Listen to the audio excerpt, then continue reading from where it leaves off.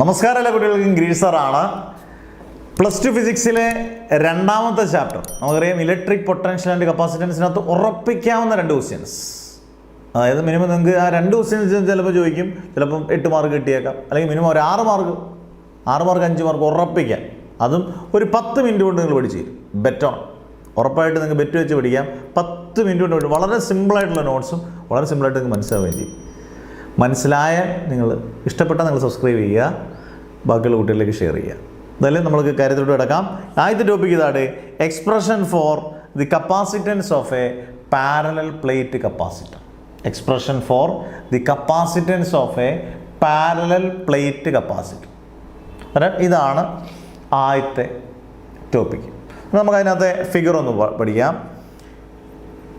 Parallel plate capacitor, 2 plates പാരലായിരിക്കണം. അതിൻ്റെ capacitance C ആണ് കണ്ടുപിടിക്കേണ്ടത്.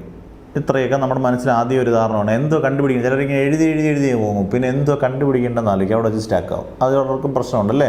കമൻസൊക്കെ ഇടുക. P1 ഉം P2 2 മെറ്റൽ പ്ലേറ്റ്സ് ആണ്. P1 and P2 are 2 metal plates. P1 is positively charged, P2 is negatively charged.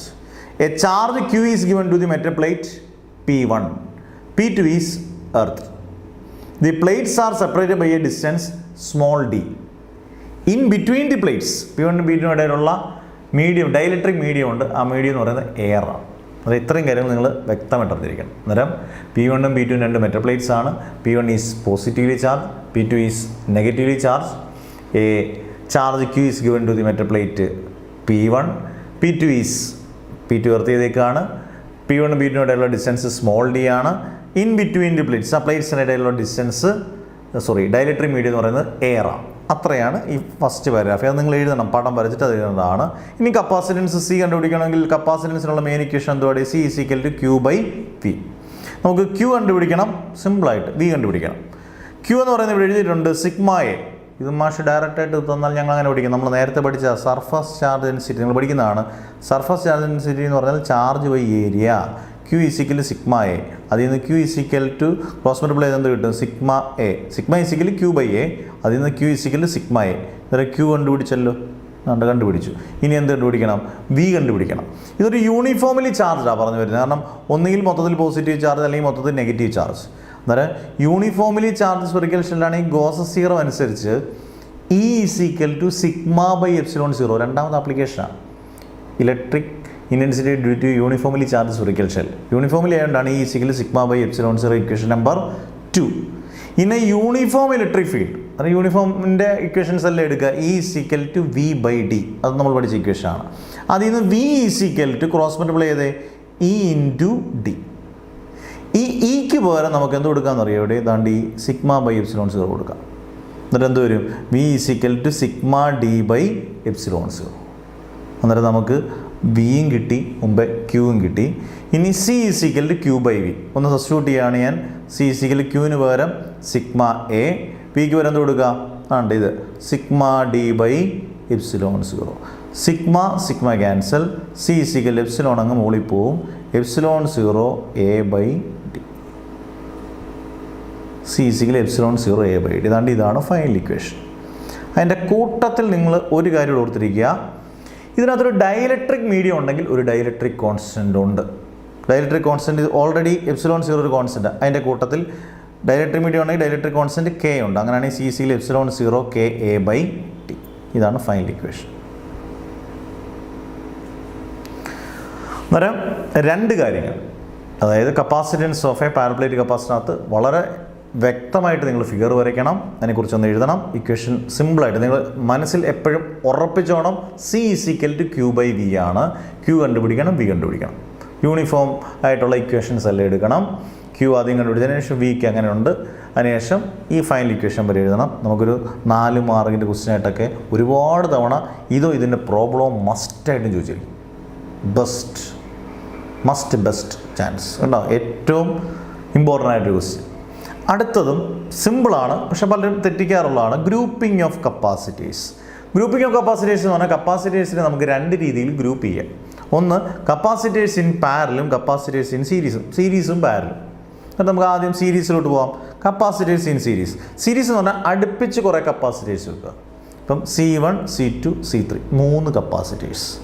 അതിൻ്റെ ഇവിടെ plus Q minus Q plus Q minus Q plus Q minus Q എടുത്ത് നമ്മൾ capacitor വരയ്ക്കുമ്പോൾ എപ്പോഴും ഇങ്ങനെ വരയ്ക്കണം. ഇങ്ങനെ വരയ്ക്കരുത്. ഇങ്ങനെ വരച്ചാൽ ബാറ്ററി അല്ലെങ്കിൽ സെല്ല് എന്നൊക്കെ ഉള്ളതായി പോകും. രണ്ടും ഒരേപോലെ വരികയാണെങ്കിൽ അതാണ് കപ്പാസിറ്റർ. അതായത് C1 C2 C3 3 കപ്പാസിറ്റർ. അതിൻ്റെ ചാർജ് കോൺസ്റ്റൻ്റ് ആണ്, പൊട്ടൻഷ്യൽ വേരി ചെയ്യും. ചാർജ് കോൺസ്റ്റൻ്റ് ആണ്, അന്നേരം എപ്പോഴും ഇങ്ങനെ കൊടുത്തേക്കണം. ക്യൂ കോൺസ്റ്റൻറ്റ് എളുപ്പത്തിന് വേണ്ടിയാണേ. V potential vary. എന്നിട്ട് നിങ്ങൾ നോക്കിയേ, ഏതാണോ വേരി ചെയ്യുന്നത് C1 C2 C3 നോക്കണ്ട, ക്യൂവും വിയിലും ഏതാണോ വേരി ചെയ്യുന്നത് അത് വെച്ചാണ്ട് ഇങ്ങനെ ഒരു ഇക്വേഷൻ ഉണ്ടാക്കുക. V = V1 + V2 + V3 + up to etc. എന്നിട്ട് നമുക്ക് ഓരോന്നും കണ്ടുപിടിക്കാം. C = Q/V. അതിൽ നിന്ന് നമുക്ക് V അല്ലേ വേണ്ടേ? V = Q/C. അങ്ങനെയാണെങ്കിൽ V1 Q കോൺസ്റ്റൻ്റ്, Q മാറത്തില്ല, Q/C1. V2 എന്ന് പറഞ്ഞാൽ Q/C2. പിന്നെ നിങ്ങൾക്ക് എളുപ്പമാണല്ലോ, V3 Q/C3. എന്നിട്ട് താണ്ടേ നമ്മുടെ ഈ ഇക്വേഷനോട്ട് ഇതങ്ങ് സബ്സ്റ്റിറ്റ്യൂട്ട് ചെയ്യുക. വിക്ക് വരെ എന്ത് കൊടുക്കാം? Q/C = Q/C1 + Q/C2 + Q/C3 + up to etc. Q/C = Q common ആയിട്ട് എടുത്തു 1/C1 + 1/C2 + 1/C3 + up to etc. ക്യൂവും ക്യൂവും cancel. അപ്പോൾ എന്ത് തോന്നുന്നു? 1/C = 1/C1 + 1/C2 + 1/C3 + up to etc. അതിനകത്ത് C എന്ന് പറഞ്ഞാൽ എഫക്റ്റീവ് കപ്പാസിറ്റൻസ്. 1/C എന്ന് പറഞ്ഞാലോ റെസിപ്രോക്കൽ ഓഫ് എഫക്റ്റീവ് കപ്പാസിറ്റൻസ്. അന്നേരം റെസിപ്രോക്കൽ ഓഫ് എഫക്റ്റീവ് കപ്പാസിറ്റൻസ് എങ്ങനെ കണക്ട് ചെയ്യുമ്പം connected in series = the sum of the, ഇല്ലേ, കൂട്ടുമ്പോഴല്ലേ 1/C 1/C2 1/C3 കൂട്ടുമ്പോഴല്ലേ നമുക്ക് കിട്ടുന്നത്. അന്നേരം = the sum of the reciprocals. അതാണ് 1/. Reciprocals of individual capacitances. Individual capacitance എന്ന് പറയുന്നതാണ് C1 C2 C3. എൻ്റെ റെസിപ്രോക്കൽ കിട്ടുന്നതാണ് 1/C. ഇത്ര എഴുതിയാൽ അടിപൊളി, സൂപ്പർ. ഇനി കപ്പാസിറ്റേഴ്സ് കണക്റ്റഡ് ഇൻ പാരൽ. ഇത് ഫിഗർ വരയ്ക്കാൻ എളുപ്പമാണ്. ആദ്യം നടുക്കത്തെ ഫിഗർ വരയ്ക്കുക, മുകളിലും താഴെയായിട്ട് വരയ്ക്കുന്നത് പാരലാണ്. C1 C2 C3 3 capacitors. പെട്ടെന്ന് മനസ്സിലാകും. Q1 Q2 Q3 3 charges. അതായത് ചാർജ് Q വേരി ചെയ്യും, V കോൺസ്റ്റൻ്റ് ആയിരിക്കും. എളുപ്പം, ഇതറിഞ്ഞാൽ പിന്നെ എളുപ്പമാണ്. ഏതാണോ വേരി ചെയ്യുന്നത് അത് വെച്ച് ഇക്വേഷൻ ഉണ്ടാക്കണ്ടേ? നമുക്ക് നോക്കാം.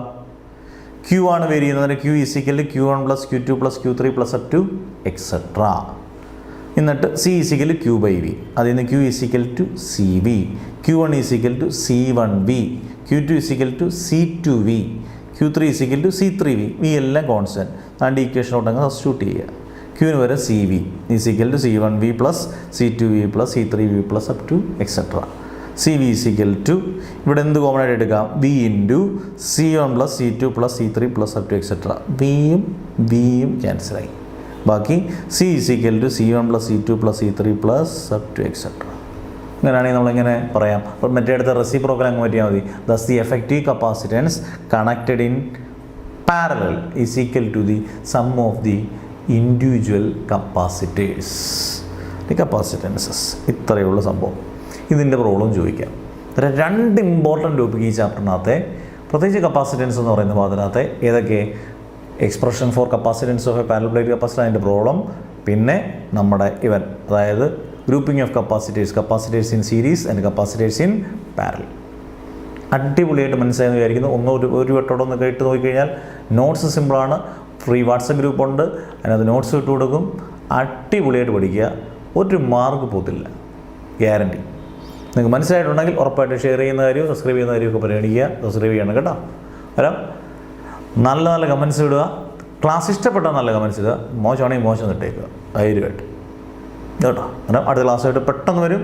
ഇമ്പോർട്ടൻറ്റ് ടോപ്പിക്സ് എല്ലാം കവർ ചെയ്ത് തരും. Don't worry, be happy, never ever give up.